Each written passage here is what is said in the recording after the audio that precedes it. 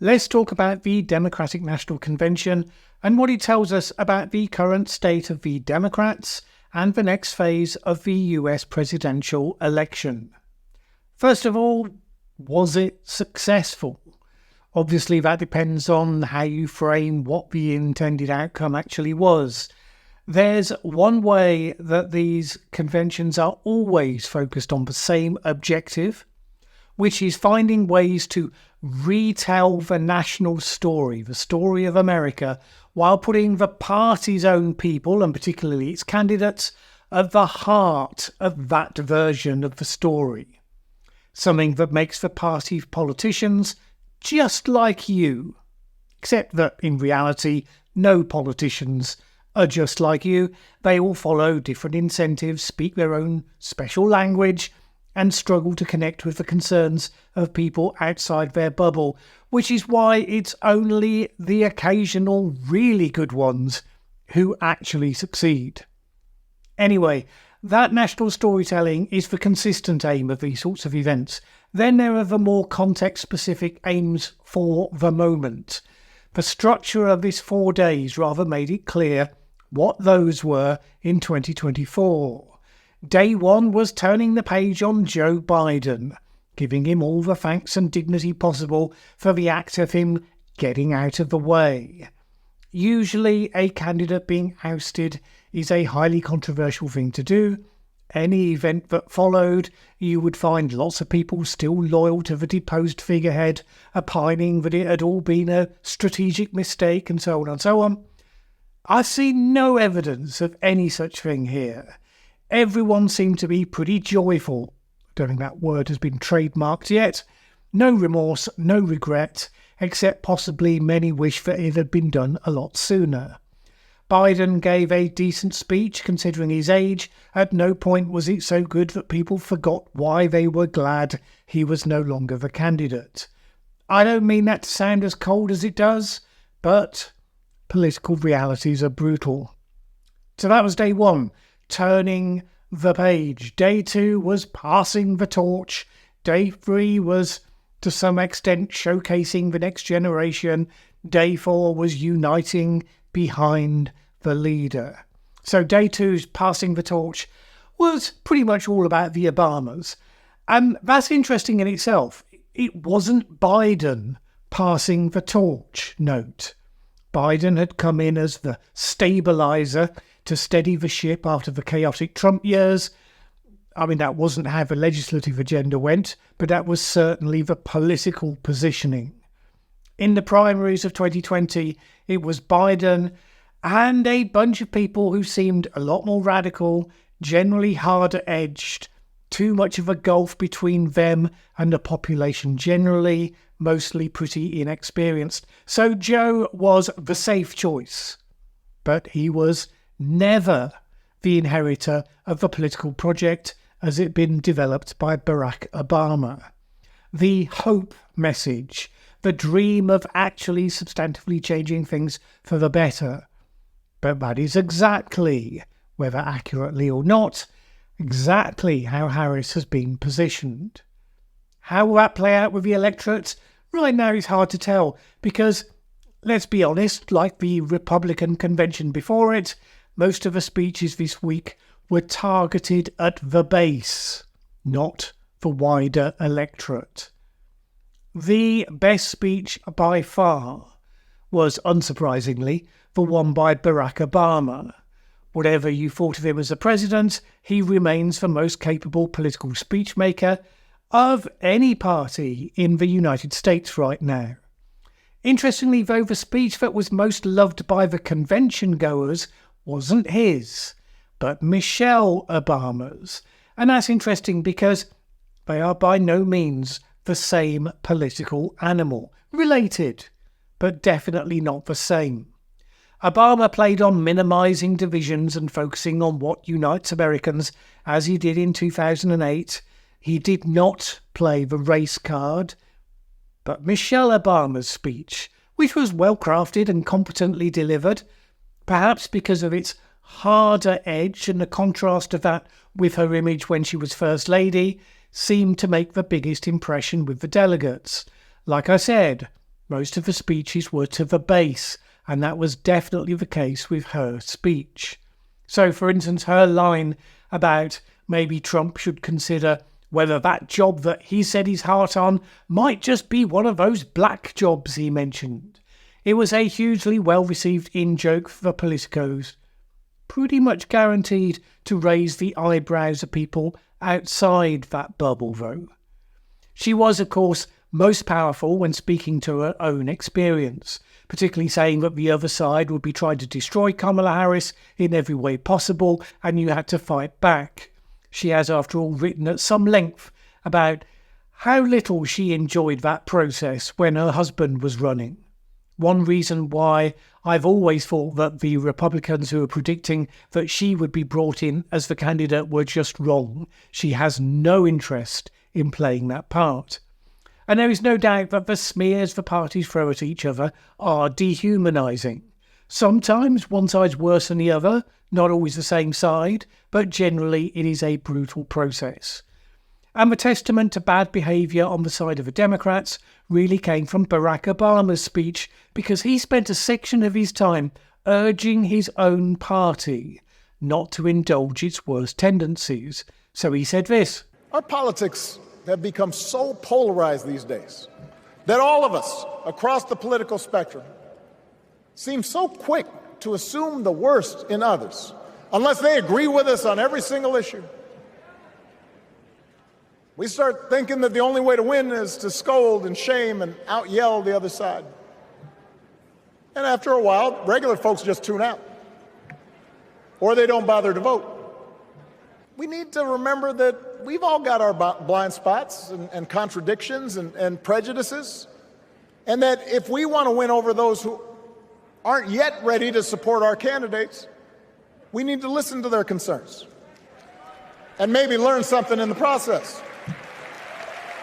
If a parent or grandparent occasionally says something that makes us cringe, we don't automatically assume they're bad people. Yeah, probably some of the youngsters do. We recognize that the world is moving fast, that they need time and maybe a little encouragement to catch up. Our fellow citizens deserve the same grace we hope they'll extend to us. This is the holder of the torch, as he's about to pass it, urging his successors to leave cancel culture out of the equation, because the embrace of identity politics and cancel culture was what made so few of the party's politicians seem electable back in 2020. Now, of course, making fine speeches is all well and good. It's kind of what the convention's for. It is harder to do in practice, as evidenced by the fact that over the 8 years of Obama's presidency, polarisation in the country continued to get worse, not better. I'm not particularly blaming him for that, but it's a reflection of the fact that making speeches is not the same as making far-reaching change. Day 3, we had various speeches from upcoming figures such as Josh Shapiro, Pete Buttigieg, and VP candidate Tim Walz. Also, the remainder of the old guard, Bill Clinton, Nancy Pelosi, and this was all in the build-up to the final day, and Kamala Harris's big speech. Now, at this point, Harris needed to do, I would say, just 3 things with this speech. One was to make it good, just a well-crafted, well-delivered speech to pass the test of competence. Second, she needed to use it to introduce herself more fully to the American public, many of whom don't know that much about her yet. And thirdly, make bridges between her specific type of political weirdness and ordinary voters, to do that without making gaffes or errors that would alienate rather than attract them. And no, this wasn't the occasion for lots of detailed policy. That has to come, for sure, but that wasn't the brief for this occasion. And based on the brief, she succeeded well enough. I mean, it shouldn't be a surprise. As I've said here before, people get better over time. They learn from their mistakes. She has had that opportunity. Her opponents who saw her make blunders 10 years ago or whatever and tell themselves that as soon as she's under the spotlight, she'll make exactly the same mistakes again. Usually that's not true. not for Kamala Harris, as indeed it hasn't been for Donald Trump. So anyway, in the computer game that is a presidential run, she passed that level, and now she moves on up to the next, slightly harder levels. Various Republicans have been jumping up and down, pointing at the fact she's avoided detailed policy to date, and she's avoided unscripted interviews to date. And it's all part of a political game. Of course they're going to do that. I expect I would too if I was in their position. But I think so far you can make a strong argument she's been doing the sensible thing for the position she found herself in. After all, she's late into the race. Working out a policy platform that will hold up under intense scrutiny is something you rush at your peril, and certainly not just because your opponents are inviting you to. And equally, Republicans want her unscripted because they know she's had a history of getting mired in her own word salads, and she wants her to do that again as soon as possible.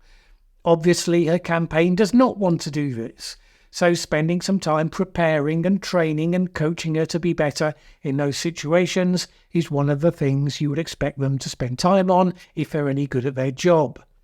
The fact that Trump is resistant to such coaching is his own lookout.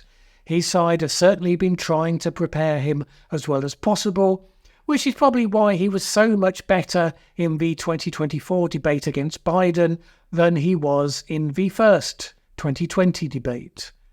So I give Harris's campaign a pass on that, but of course, now she has been crowned as the official candidate, that licence is coming to an end. She will have to get more specific on policy, she will have to do unscripted interviews, probably getting underway on that before the September debate with Trump, although that is her campaign's call. So, where does all of this leave us? Right now, the Democrats are riding high. They had a good week. They dumped the candidate who was guaranteed to lose. And while it seemed the case that people in the hall weren't taking victory now for granted, they certainly see it as a shining possibility in front of them. I think they face more problems ahead than many of them are quite appreciating at this stage. There's been lots of fine rhetoric this week, some of it aimed at sounding sane and obvious to the centre ground, but like I said, more of it has been aimed instead at the base. And although it does feel as though there is a new generation of talented incomers like the Josh Shapiros coming up, ultimately the party still seems obsessed with identity, obsessed particularly with race and gender.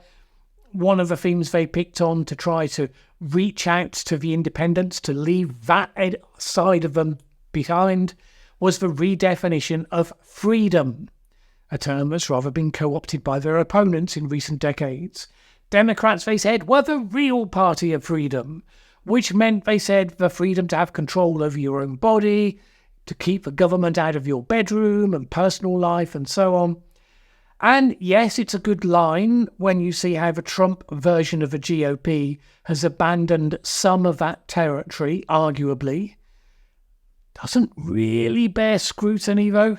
There are still many more areas where Democrats want government to intrude on your choices, whether it be what form of energy you use, what vehicle you drive, what food you eat, and so on. And there are arguments for all of it. Judge for yourself how strong those are. But it's hard to have those instincts and then ring out the call of freedom. And it's like one of the central policy proposals Harris has associated with so far, which Obama highlighted in his speech, pushing to increase the housing supply to make homes more affordable. It's a perfectly valid, potentially popular proposal, but again, it has historically been Democrats who created most of the red tape that prevents such building in so many parts of the country. So yeah, they could change all that, redefine their identity and their instincts and their values as a party. Don't think they've achieved that this week. It's not the sort of pivot that could be done in less than a decade, I would imagine. The other problem for Democrats is that Kamala Harris is now a better version of who she was when she failed to come close to the nomination in 2020. For sure, she has learned and improved, but not that much.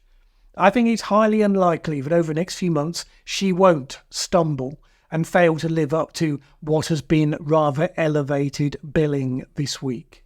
If Biden had been less delusional about his abilities going forward and he had given the party time to have an open contest, I honestly don't think she would have emerged as the prime contender from that. I get why they didn't do that now, because the time is too short. Political realities. You only have to see the bounce they've achieved from having an immensely positive United Party event. Remember, just 3 months from the election. But they've achieved that at the expense of having a less good candidate than they might otherwise have had. That doesn't seem the case right now, with all the hype, but I think by November, once the honeymoon is well and truly forgotten, it may well have become obvious. People like me can say this. I mean, the Republicans are obviously going to say so, and say it much more rhetorically and rudely, but as a party in campaign mode, of course, the Democrats simply have to unite around their leader and do everything they can now to just get her elected. I say what I say because it's how it seems to me as someone with no dog in this fight, and this is an analytical channel, not a campaigning one. By the way, and this is my last thought on this, one thing I did wonder at the end of the DNC was, ironically, just what will happen to the GOP post-Trump. At the DNC, it was very clear you had 3 generations of political leaders all gathering behind the shared task of the next step. You had Bill Clinton and Nancy Pelosi, the oldest agents, the Obamas, the recent superstars, the current royal family, and then the up-and-comings and the new leader herself. That was a huge contrast with the Republican conference. No former Republican presidents were in attendance. Indeed, hardly any, a handful, but hardly any of the figures who made up Trump's first administration. In other words, the Republican Party has become wholly defined by the present reality of Trump. Everything that came before has left or been purged. On the one hand, you might think that gives them more clarity and unity of purpose in the moment. On the other, if your party has become a cult of personality, what happens once that personality is no longer there? It's by no means obvious. All right, that's all I have for this one. Let me know your own thoughts in the comments below.